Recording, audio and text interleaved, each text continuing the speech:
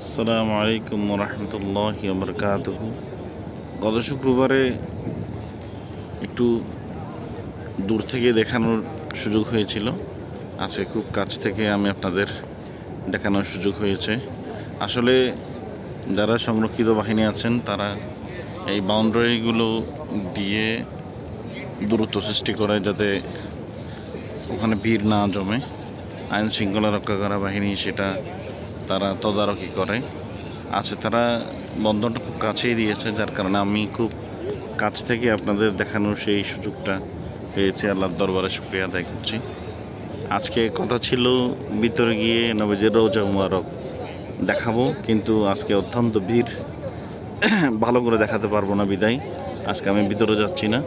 ইনশাল্লাহ অন্য কোনো ভিডিওতে আপনাদের পুরো জিয়ারত কীভাবে করে ওটা আমি দেখাবো। আপনারা দেখতে পাচ্ছেন এখানে অনেক লোক ভিতরে প্রবেশ করতেছে দল বেঁধে সারিবদ্ধ হয়ে।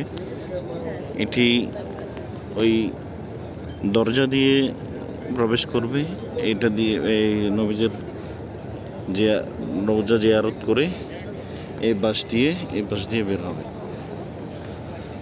নাকি অন্য কোনো শুক্রবারে ইনশাআল্লাহ যদি সুযোগ হয় আমি আপনাদের ভিডিও করে দেখাবো, এই নবীজের রওজা মুবারক জিয়ারত করে দেখাবো ইনশাআল্লাহ। সেই পর্যন্ত ভালো থাকবেন। আসসালামু আলাইকুম।